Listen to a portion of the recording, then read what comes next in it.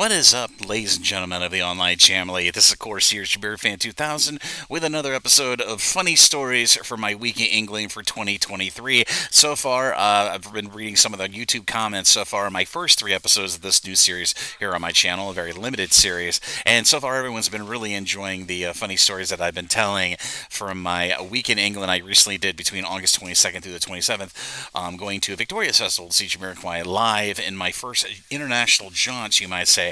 This story for this episode is going to be pertaining to getting lost in airports. And as I preface at this beginning of this episode of the funny stories from my time and my week in England, I have ADHD. I've had it my whole life, and as of getting older, I've started to have reemergences of little moments of like confusion and stuff. And this story pertains to when I was coming back from England. Now, as I talked about earlier in the series, I had to take a connecting flight per way to the UK and away from the UK, and this one is dealing with my flight back from the UK on August 27th. But what happened is, after I got off the plane from Heathrow to Atlanta, Atlanta is a bewildering airport. I had no problem with navigating the Boston airport when I was going to the UK on my connecting flight with Virgin Atlantic to Heathrow for a very long 6-hour flight. But when I got to Atlanta, I was a little bit precariously lost, and I'll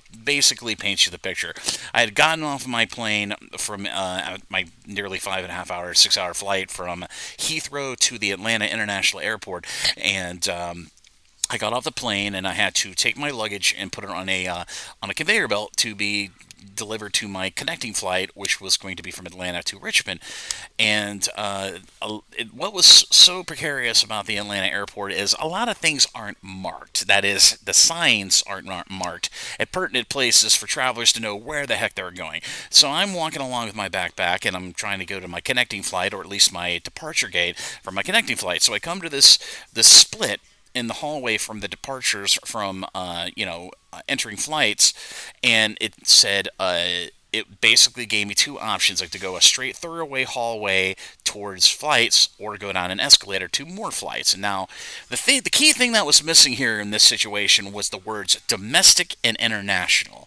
And what I did not know was there was a separation between these two different hallways I could have taken to proceed onto my departure flight. So I took the right hallway option. Okay, now I went down the hallway option, and you know how all the connecting hallways between terminals and airports have these long conveyor belted kind of like conveyor belted not escalators, de-escalators, but like a straight escalator where you stand and you go between hallways so you connect with the other terminals where there are departure flights at.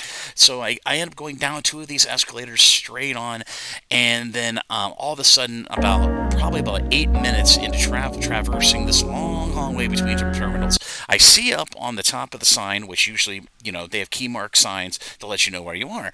It said to international flights, and I was like, wait a minute, I'm not going on an international flight. I'm trying a domestic flight, trying to get back to Richmond. So I kind of freaked out. I turned around frantically, and there just happened to be a nice lady who worked for the airport in Atlanta walking down the same hall as me. I was like, is this the departure way to the terminal for international flight? She got, yeah, it is. So I was like, where's the one for domestic? She goes, oh, that's all the way back with the escalators.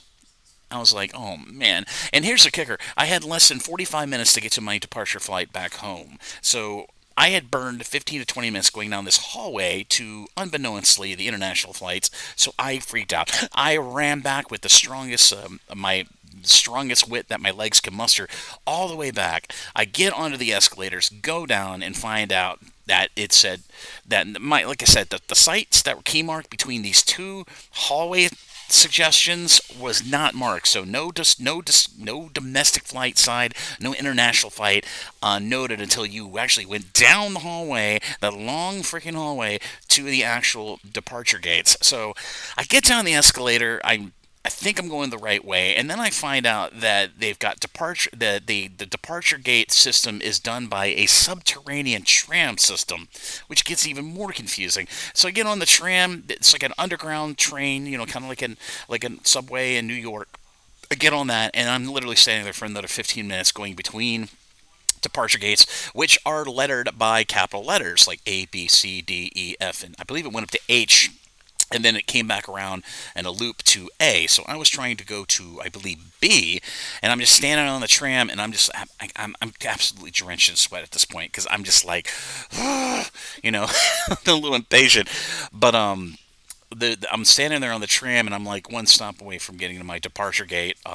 Section of the tram, and a guy standing next to me, and he's like, first time in Atlanta. I'm like, yeah, how can you tell? He's like, oh, I remember 3 years ago I was sweaty as you.